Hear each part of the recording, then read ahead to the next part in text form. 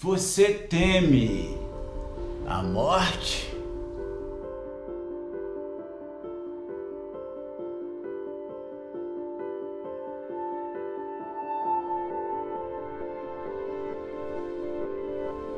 Fala, minha gente, bom dia, mais um vídeo do canal Fantástico Mundo do Carlão.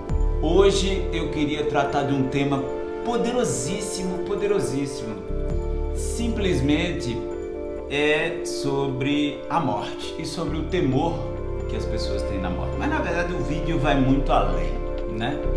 Assim, eu queria conversar com vocês primeiro concordando em dividir o mundo, ou melhor, o universo, em duas categorias existenciais. A categoria das coisas finitas, aquelas coisas que estão, aquelas coisas que mudam, né? E a categoria das coisas infinitas, que é aquilo que é e não que está, né? Aquilo que não muda, né? E aí eu queria fazer uma pergunta para vocês. Para além, obviamente, dos debates religiosos e tal, você conseguiria me dizer um exemplo de uma coisa infinita? Uma coisa infinita, ou seja, algo que sempre existiu, existe e sempre existirá. Você consegue dizer alguma coisa? Eu não vou nem entrar no mérito de algumas coisas que são bobas, né? Por exemplo, o Sol fisicamente, né, se comprova que ele nem sempre existiu, né? E da forma com que ele existia bilhões de anos atrás não é a forma com que ele existe hoje, e daqui a bilhões de anos talvez nem exista, né? Existem algumas teses nesse sentido. Mas, beleza. Dando uma estudada, dando uma analisada, eu descobri que alguns ramos da filosofia acreditam que existem coisas que são infinitas, coisas que sempre existiram e coisas que sempre existirão. E existem até hoje, né? Um exemplo seria, por exemplo, as leis que regem o universo. Com o passar do tempo, o ser humano, observando um conjunto de episódios, né, e de rotinas e de eventos, ele conseguiu identificar um conjunto de regras e de leis que regem o universo que não foram identificadas, ou melhor, não foram inventadas pelo ser humano, né? Elas foram identificadas, nós descobrimos, né? Isso é muito simples, né? Por exemplo, o avião é uma descoberta ou é uma invenção? É uma invenção, né? Ou seja, o ser humano, diante da necessidade de se deslocar grandes distâncias em menos tempo, com mais segurança e mais conforto, ele inventou o avião. E se o avião fosse uma descoberta, significaria que algum dia alguém lá em algum lugar no Egito, fazendo escavações, descobriria um avião. Isso é uma descoberta, não é uma invenção, mas o avião é uma invenção. A descoberta, na verdade, é da lei da termodinâmica, das leis da dinâmica dos ventos, da questão do atrito, da gravidade. Então, essas leis, esses algoritmos que fazem o universo funcionar, eles existem muito antes do ser humano existir, foram descobertos e com certeza em sua infinitude de percentual muito pequeno que o ser humano evidentemente já descobriu. O ser humano descobriu como eles funcionam, né? Uma parte bem pequena, e se amanhã ou se daqui a 100 anos a humanidade deixar de existir, a gravidade não vai deixar de existir, a termodinâmica não vai deixar de existir, em resumo, as leis que regem o universo, que fazem com que a água ao nível do mar, ela entre em ebulição aos 100 graus, e quanto mais distante acima do nível do mar, menor a temperatura de ebulição. Quer dizer, essas informações, ou maior, eu não sei, mas assim, essas informações, elas sempre existiram, né? Essas regras que regem o universo, e sempre existirão, né? segundo esses teóricos, eles acham que se esses algoritmos regem o universo, significaria o quê? Que é por isso que, mesmo sem ter que pensar sobre esse assunto, quando você vem ao mundo, você não precisa, os seus pais não precisam pensar como será o formato dos seus olhos, o funcionamento dos seus olhos, o funcionamento, essa mecânica perfeita que existe e que faz com que o seu joelho dobre, né, no movimento de alavanca, ou que as unhas estejam no lugar onde devem ser, onde a boca tem um papel e ela exerce com maestria, ou que os seus ouvidos, porque assim, esses sentidos humanos, eles são tão sofisticados, né, tão sofisticados, que até hoje, né, os equipamentos, eles se inspiram muitas vezes na máquina que é o corpo humano ou nos corpos de outros animais, né, para aprimorar a tecnologia, né, a capacidade, por exemplo, das câmeras, né, em muito a questão do foco, do zoom, do obturador, né, de ampliar para mais luz, menos luz, tudo isso é uma mecânica própria do olho humano, por exemplo, né?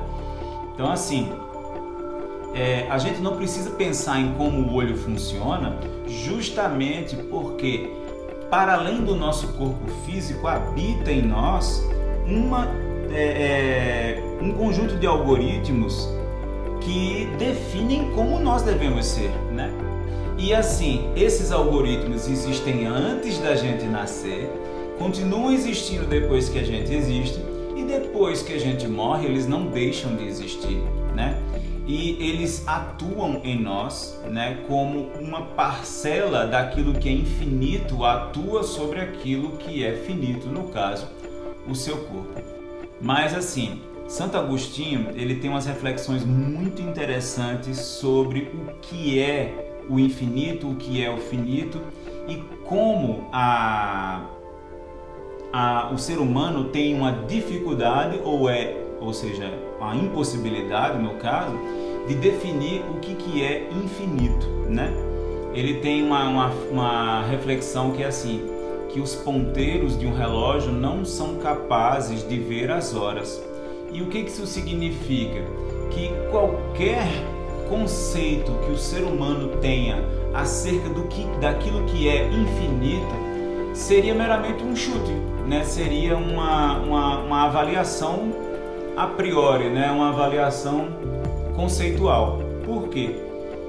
Dentre outras coisas, porque como não é da nossa natureza ser infinito, é da nossa natureza ser finito, isso significa que seria preciso aguardar que a eternidade chegasse ao seu ponto onde ela é considerada eternidade para que nós comprovássemos, viu, era eterno, ou então é eterno.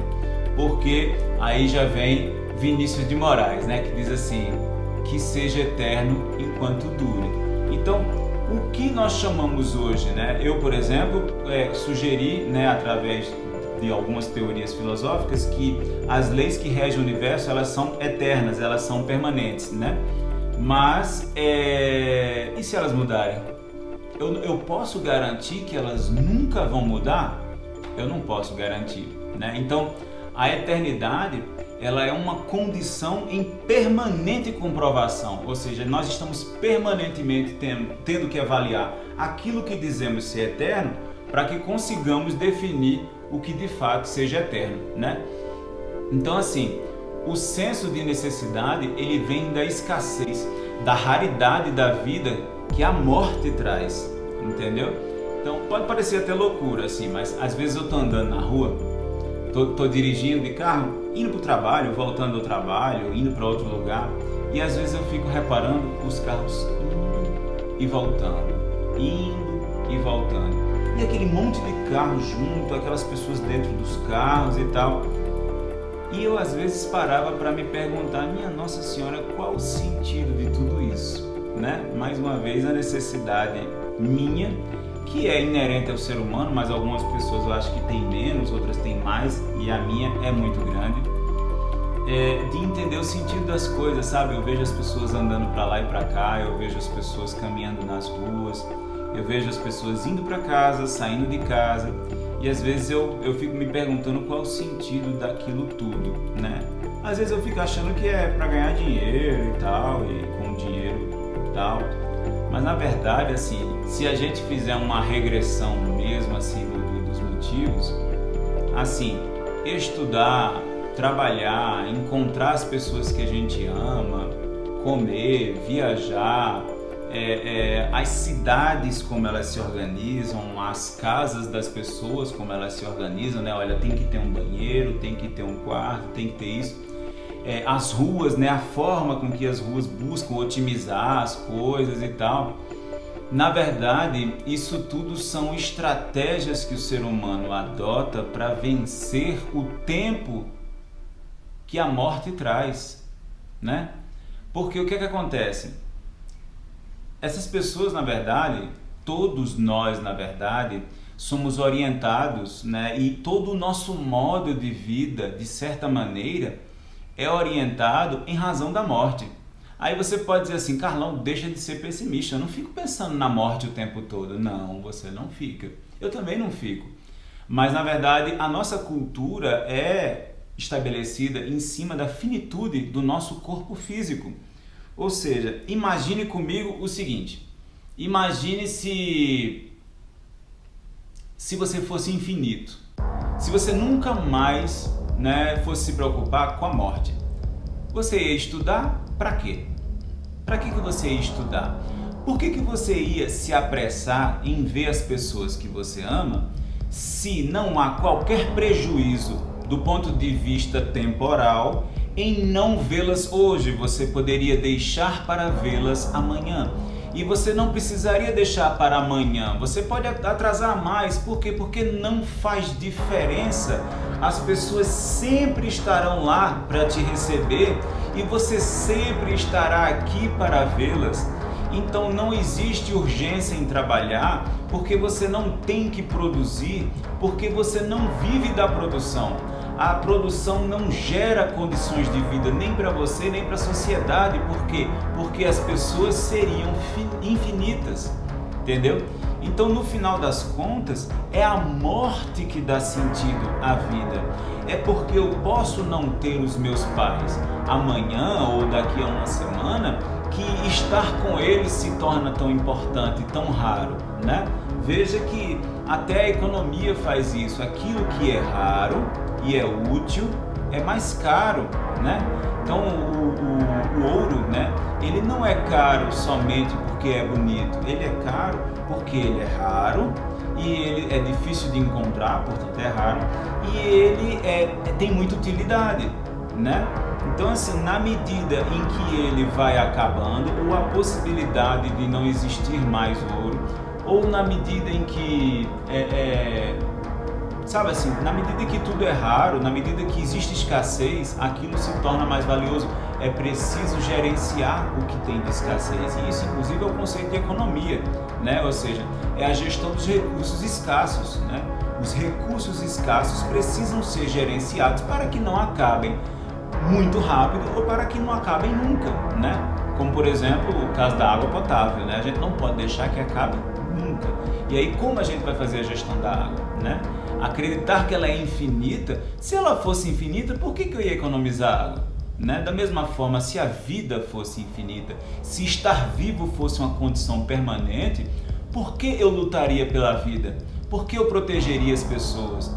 Por que eu me apressaria em carros indo e vindo pelas cidades atrás de condições e de subsistência para minha família? Né? Por que eu correria para pensar metrópoles mais eficientes, cidades mais confortáveis, casas mais eficientes? Por quê? Se eu não vou morrer. Aí você pode pensar assim, tá, mas tem pessoas que acreditam na vida após a morte e naturalmente elas não vivem nesse senso de urgência que a gente vive. De fato, né?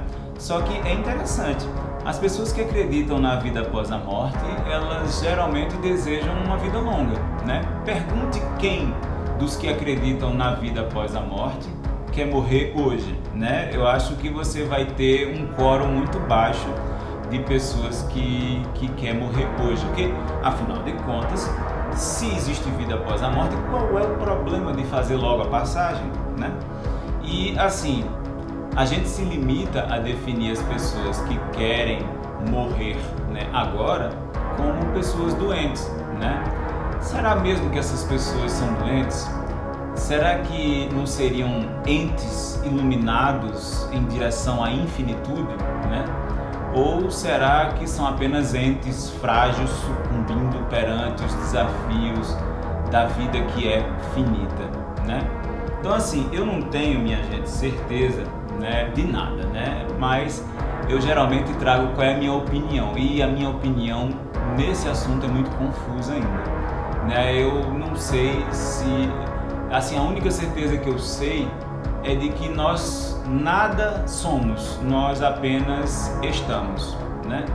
Que ser é uma condição de uma existência finita e que estar é o contrário, é uma condição de uma existência infinita e que o nosso corpo é finito, é transitório, ele muda a todo instante.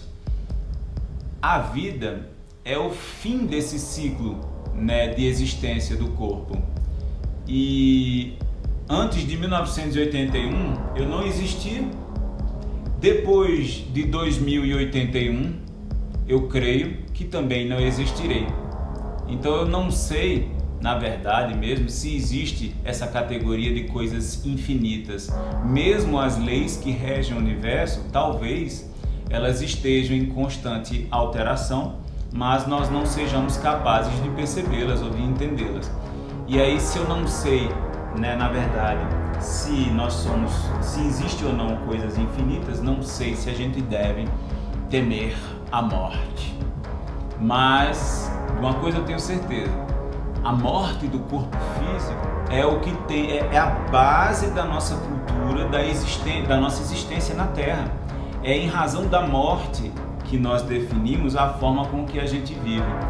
E eu acho que aceitar essa questão, né? Aceitar que a morte é o que dá o sentido à vida, é que faz a gente entender tudo mais para frente, né? Toda a forma de viver do ser humano, né? E isso para mim, assim, sei que pode parecer bobagem, mas eu tenho uma necessidade muito grande de entender as coisas, né?